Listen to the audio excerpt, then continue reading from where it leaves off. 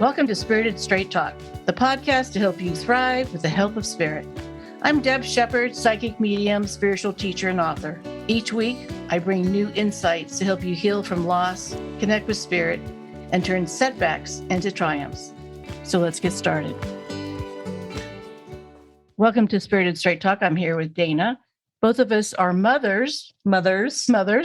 And we're going to Mother what's? I'm just kidding. We are going to talk about Mother's Day because it's coming up. And I think it's fascinating that we just honored Mother Earth on April 22nd. So those days are close, all the moms. But for some people, Mother's Day can be a tough day.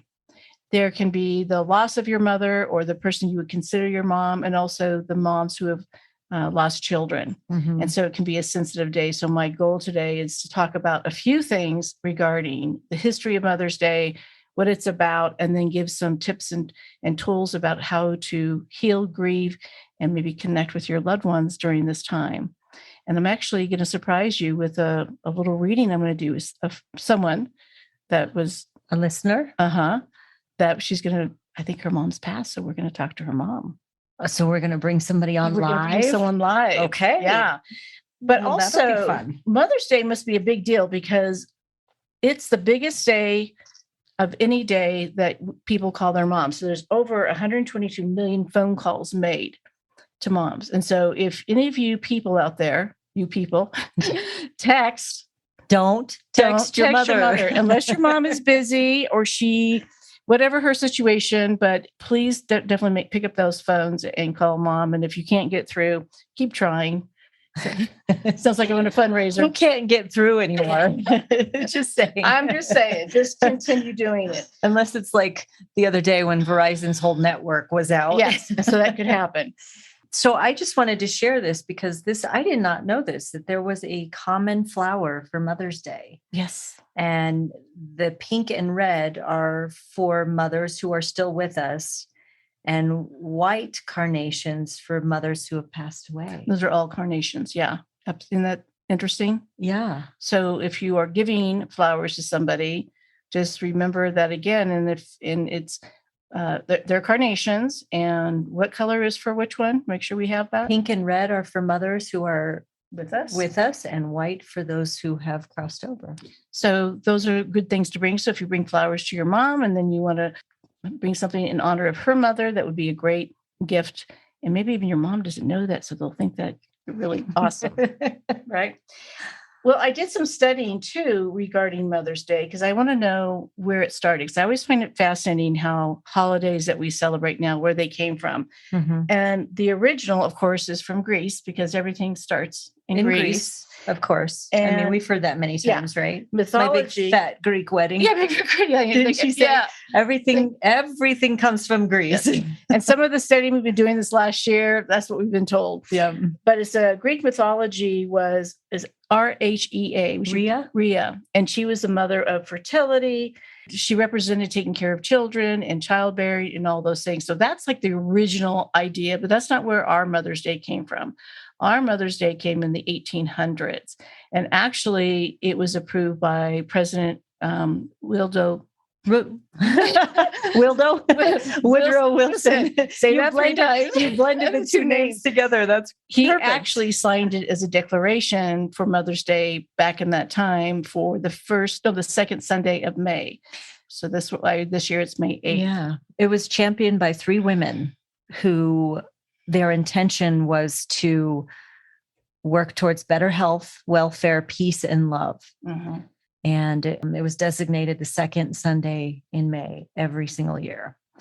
And so it's really interesting, the women that created it and why they created it is probably nothing like what you thought. It's very different. Correct. So Anne Reeves Jarvis, I'm really doing good on saying these names today. She was a Sunday school teacher. She was a homemaker, but she was also a lifelong activist. And she actually volunteered for the military at the time to make sure that the soldiers received good hygiene, medical care, things that were not as common during that time, which I think is really amazing that she was able to do that.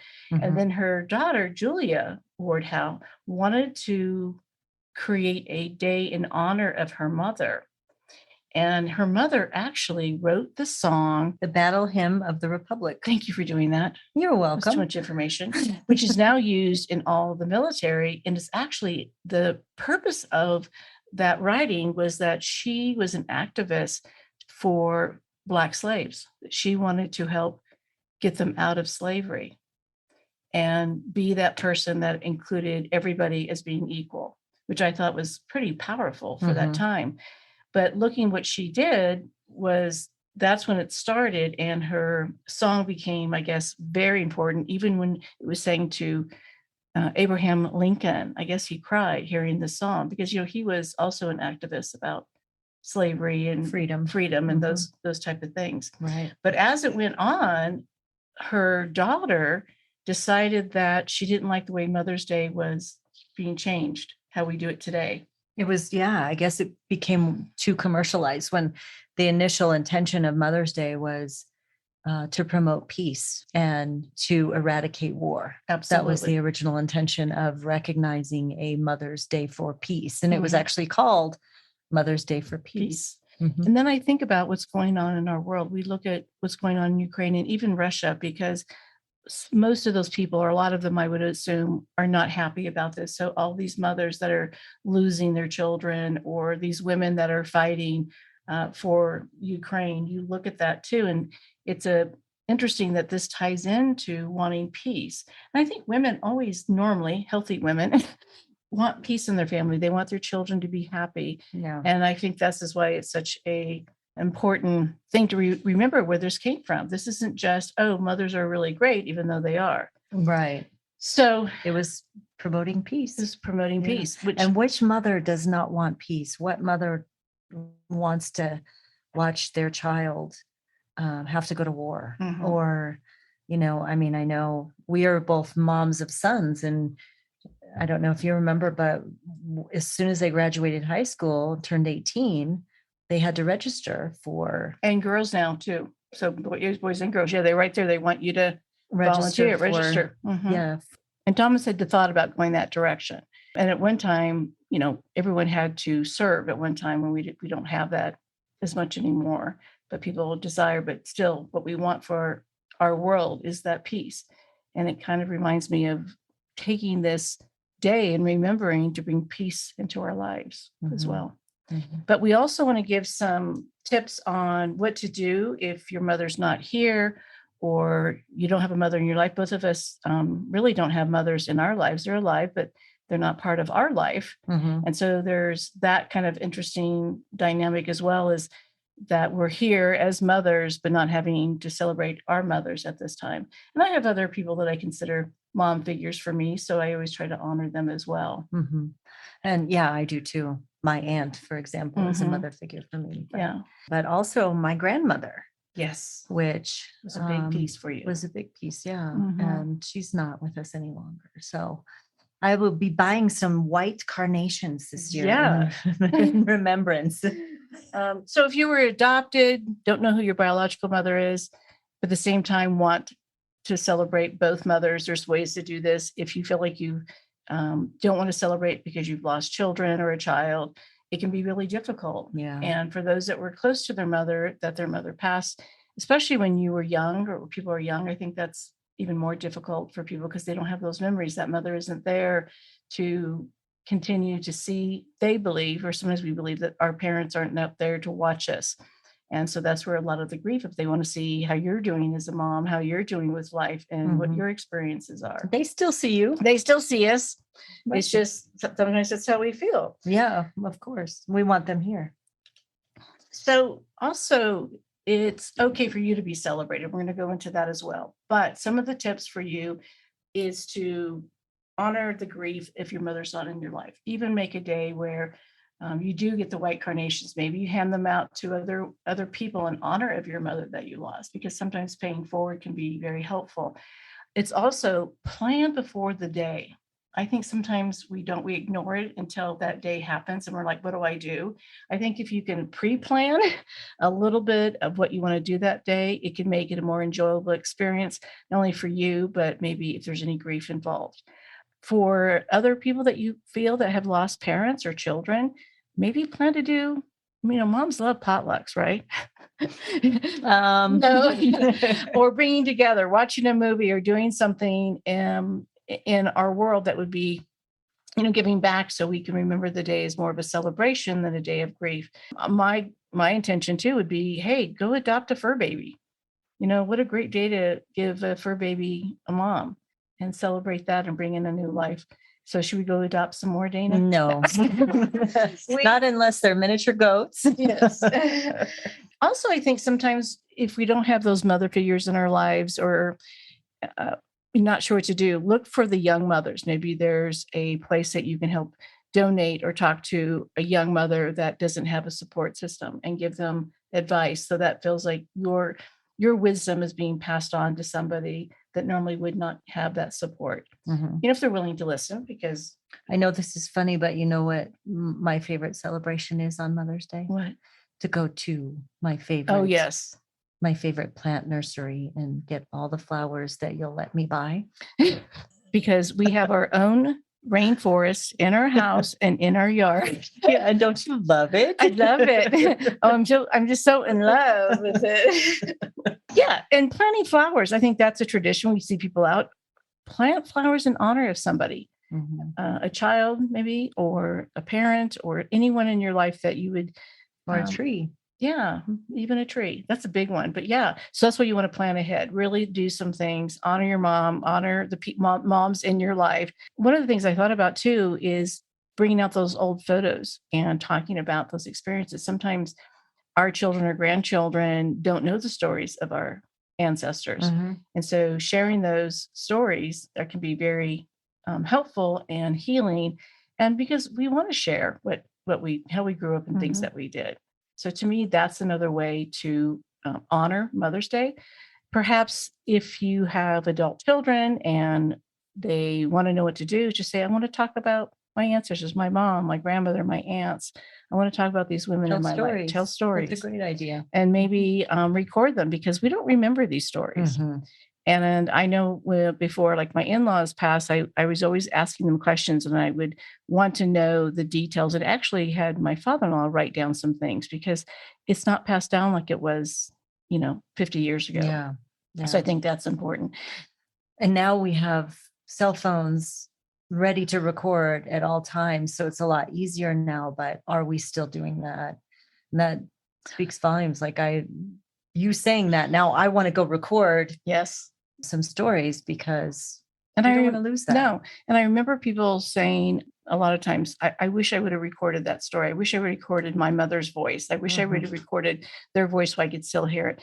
And that's it. We can't get that back. And even doing a reading, I can make that great connection. However, there's still that voice that we want to hear personally from our family, which I think is valuable. Yeah. For healing. Yeah, absolutely. I had a recording of my grandmother's voice and it got erased. And this was pre cell phone, at will, but it was recorded on a answering machine. Well, it was automated answering machine. So it wasn't like a machine. It was integrated into the phone line, but she left me a message before she passed and I lost it. And I still, God, I wish I would have still have it, to go back and listen to that voice. So make the holiday special, plan in advance. That's my biggest thing. Plan to maybe write down a recipe that your mother, grandmother, an aunt did, or someone in your life, and hand that out to people. I think it's important to carry on that legacy, tell the stories, things that you remember. And I think it can be, getting cards and gifts are great, but having people's love and support and to be able to tell those stories can be a wonderful gift to everybody. I am so grateful and honored because we have a listener. Her name is Elizabeth, and she's willing to let me do a reading for her and put it on this podcast so that other people can enjoy the experience. So I'm so glad that you were open to doing this, Elizabeth. Are you ready? I am. I'm excited. Good. Thank you. So I know that you've lost your mom, right? Yes. What's your mom's name? Janet. Okay. Janet feels like a person that could be energetic, but also there was always a lot going on. Does that make sense? Yes, that makes sense. And I feel like she hasn't been gone very long. Yes, that's true. And I feel like you didn't have enough to prepare yourself for her passing. It's almost like there were some tough choices before she crossed. And I'm also feeling, because we're talking about Mother's Day, were you sometimes the adult in your relationship with your mom? Yes, very much so. Yeah. Because I feel like she's saying, thank you for being that person for me that I needed. And I even feel like after her death, you're still doing a lot of, I'm getting the word mending, managing, taking care of things that were left maybe undone or things that you had to take care of as well. That's very true. Yeah. And I feel like she was still relatively young before her passing. I don't feel like she was that old. No, I wouldn't. She was 74. Yeah, we live longer than that. So she's just letting me know that she is okay. I also feel that things are not done with her situation. So this could be with a family member or a couple of family members. There's still things that you're trying to iron out. She's given you a thumbs up by saying she is appreciative of what you're doing. She's not upset with the choices you've had to make, because I feel like some things you had to kind of create on your own. They weren't written by her or laid out by her what she exactly wanted for things. That's totally true. Yes. Yeah. And she's also saying that you have really, well, of course, this is not unusual, but you've really been missing her.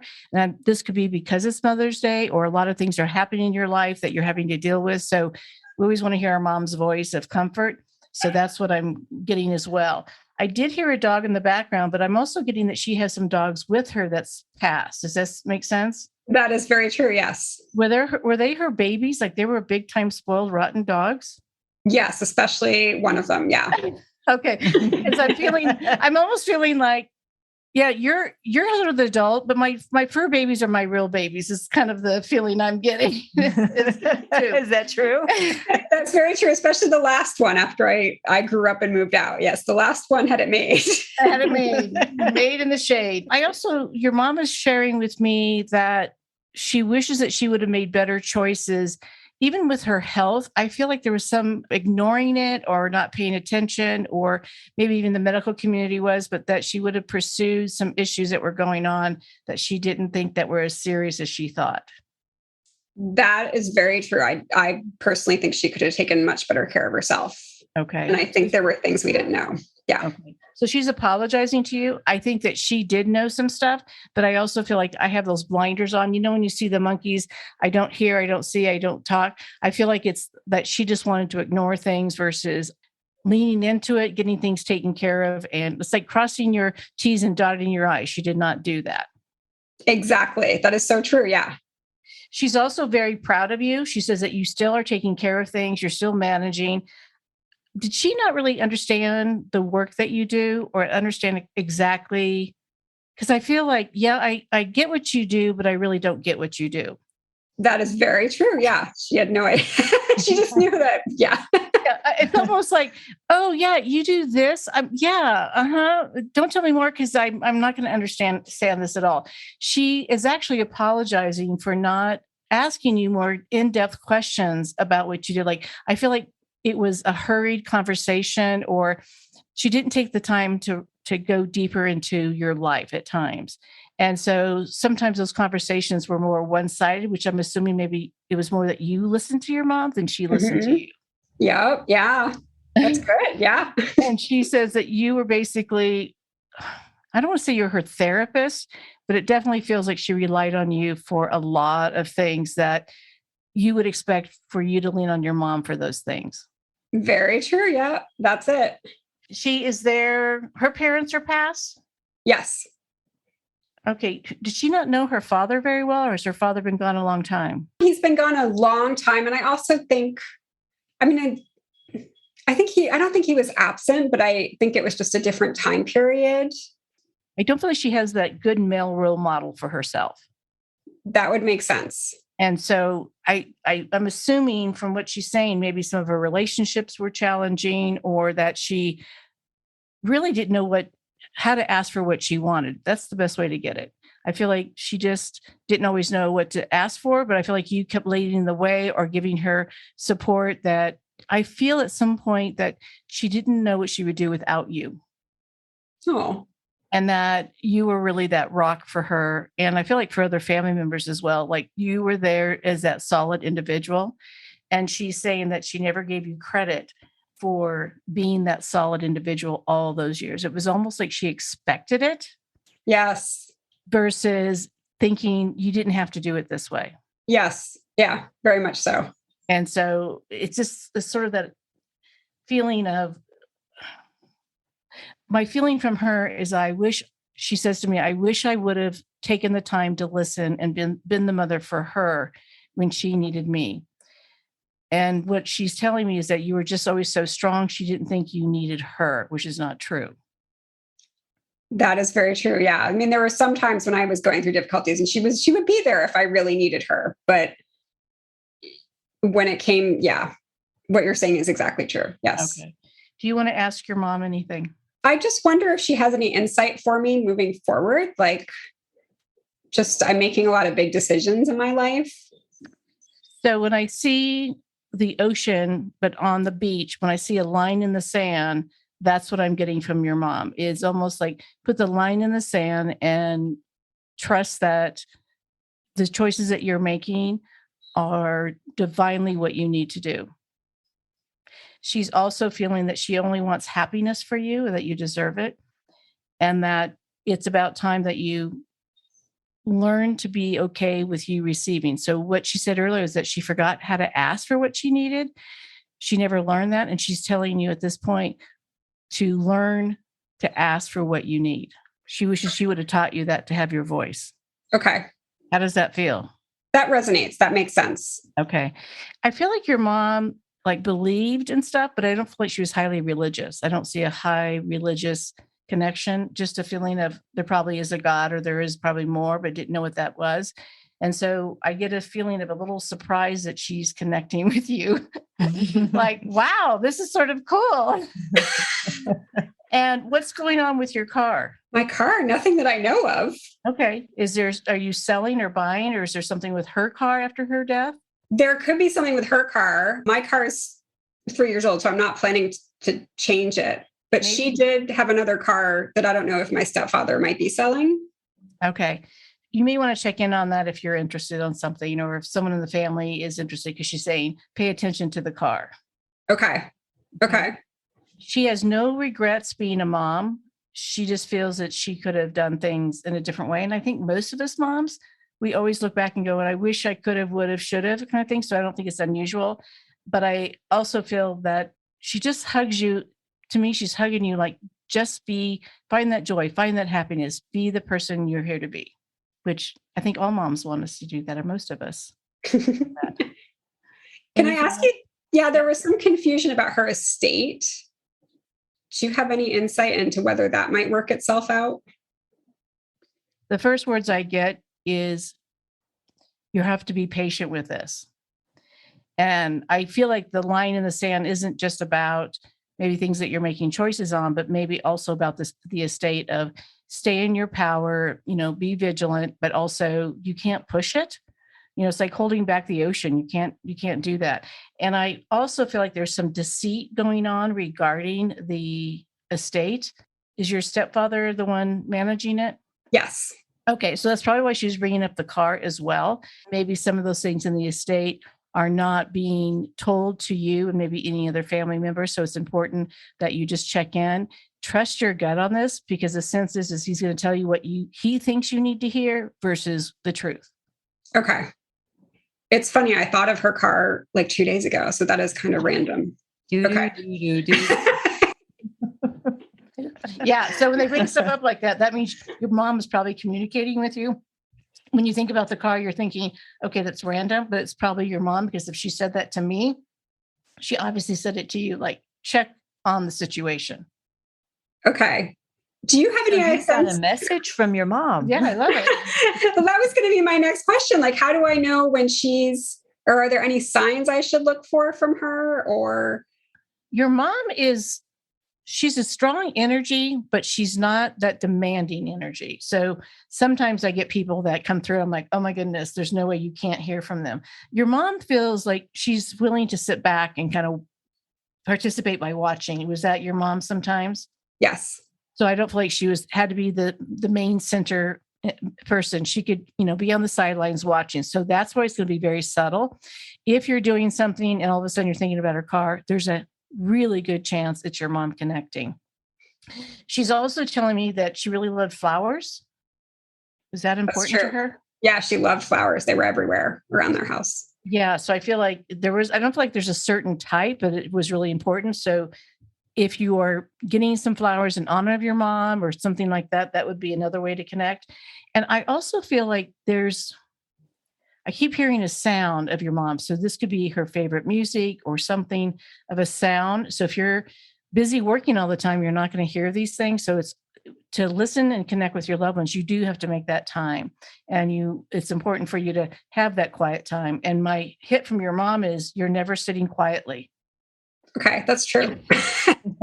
She says, even when it's downtime, it's not really downtime for Elizabeth. So the feeling I'm getting here is taking that moment or opportunity sometimes to sit and have a cup of coffee or a glass of wine or anything and, pull out some photos of your mom and you and family members and start really reminiscing, and you can feel that connection.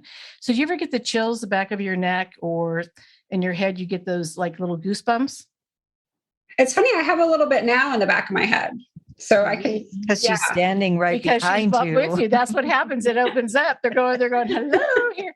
So it's that, and your mom is subtle. So if you're feeling that would be your mom standing behind you, basically saying, yes, what Deb is saying is correct. I'm right here with you. Okay. And she's also saying that is those pictures of your family behind you? Because people don't know that we're on a Zoom call, but is there a picture of your mom on there? It's right directly behind me, actually, right now. There's a frame. She's younger in that picture, but yes, there's. She says, make sure you have one that I look really good and have a good profile. I have one over there on the opposite side of the room. Okay. So if that one's not as good, you have to shift them up and change them. Also, I keep getting the color gold for your mom. Did she wear gold jewelry? She did. Yeah, she did not wear silver. Okay. So to me, when you're wearing gold of your mom's or you're wearing gold jewelry, that might be a way to invite your mom into. Okay.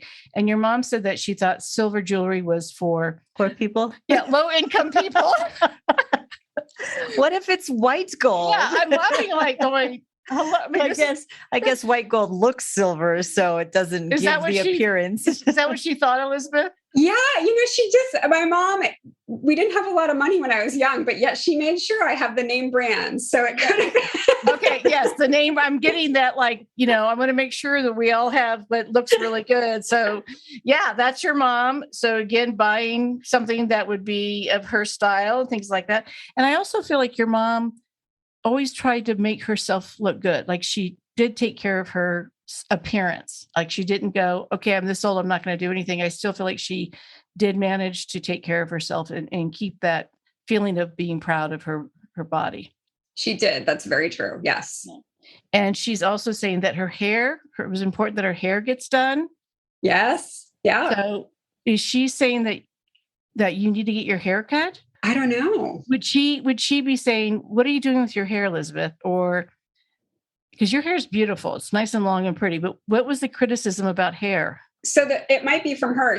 We all have very thick hair in our family, but we all I lose mine from stress. So I've lost about half my head of hair, which is still thick, but she started losing her hair. Same sort of thing, very thick, but also, so she was obsessive and later in life, like I now have her hair wand, which is supposed to help. Like it's like a laser. So I don't know if that could be it. She was. Yes. Elizabeth, absolutely. How many moms give you their hair wand? I'm sorry. That's a pretty specific validation. I just want to make sure it's gold or it's a name brand. Okay. And so when Nazi hair wands. Yeah, I didn't even know there were hair wands. Yeah. So when you get odd things like this, it shows that without a doubt, your mom is giving information that, of course, I would not know. But when we're talking about her card, this is something that you were thinking about your hair. It's about the whole idea of, losing your hair and things like that. She's also telling me that there's been some losses of grandchildren that she has with her as well. So just, that if anyone in your family has had losses, even miscarriages and things like that, that they're there with your mom as well. So she's holding space for that. And she says, All is good. Maybe she says, maybe I'll be a better mother with these grandchildren. Okay.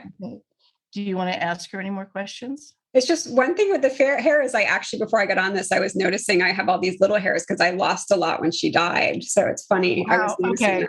So it doesn't always mean cut your hair. It's just a symbol that I get regarding hair. And if hair was important and you've had a lot of stress since your mom's passing, I'm so sorry. So you're playing psychic charades. I'm playing psychic charades. So I don't always know exactly what they're saying, but enough to interpret. And you were great enough, Elizabeth, to figure out the hair one. We're going to have to talk about the hair one at some point.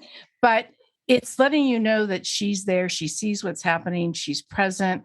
And you can talk to her at any time. What will happen is if you ask your mom questions, you will get information from the universe from her. So it may be in a song. It may be something someone says. You watch a TV show. Hallmark cards are big for that, right? Hallmark moments. So if you're thinking about some help that you need or questions, pay attention in the next couple of days to see if you get messages and validate by saying, thanks, Mom, I needed to hear that. Okay, that makes sense. I will do that. Yeah. And the gold, I kept seeing coins and she goes, no silver coins. I only do gold. So if you find some gold coins, but I think, gold is really her way of expressing that when you see gold, it's your mom saying hi. Okay. So what are you taking away, Miss Elizabeth? I'm really impressed you got the car because really it just randomly did pop into my head yesterday, just thinking, I wonder what's going on with her car. And the hair thing is so funny because she talked about her hair a lot. Yeah, I'm really impressed. I mean, those things, and you hit on her personality and those little details about things in my life. Wow. Okay. One more thing. Your mom is still talking. I'm so sorry. But she's also saying, eat more than vegetables. Okay. Is that true? Is that true? Are you eating only vegetables? Like salads? That is kind of true. I'm a salad. She kind of sees me as a bunny. And, I do have a lot. It's salad basically, and then cupcakes. So not a very good It's a great balance, girlfriend. I can have that diet. She sees you. So I think it means have more than salad, have cupcakes. So that's the message from your mom. Eat cupcakes. Okay. All right. Thank you so much, Elizabeth, for allowing us to connect with your mom. Your mom is definitely a strong enough woman for you to get those signs. So just pay attention, ask the universe for her insight and see what shows up. Okay. Okay. Thank you so much. This has been really amazing. Thank you very much too for joining us. I'm so grateful and honored that Elizabeth was willing to let me connect with her mom, and I hope it's very healing for her. It felt like it is, and she got some information that she has some questions. What a great reading! I liked the gold. Isn't that hysterical? Some and of the weird thing, the hair one. When things like that come through, without a doubt that it's really that individual, because I wouldn't know those things, and I've never even heard of a hair one, but I am going to Google it later. I know. Maybe we need some extra help with our hair. So with that all said, part of this is understanding that Mother's Day can be a tough day for a lot of people. And if you want to connect with your loved ones, like your mother, grandmother, someone that was a mother figure in your life, or your child. One thing that I do know is helpful is the Forever Connected cards that I have on my website as well as on Amazon, and they're messages from your loved ones. If you want, ask your family members to buy that for you, to go into and buy the Forever Connected. They're very easy to use. Even children can use them. So they're very appropriate. And you'll get those messages that you really are like, wow, I needed to hear that. So Forever Connected cards are basically, they're oracle cards. They're just a tool that you can use for connecting with your loved ones on your own. It's like Deb in a box. Deb in a box. Take Deb home.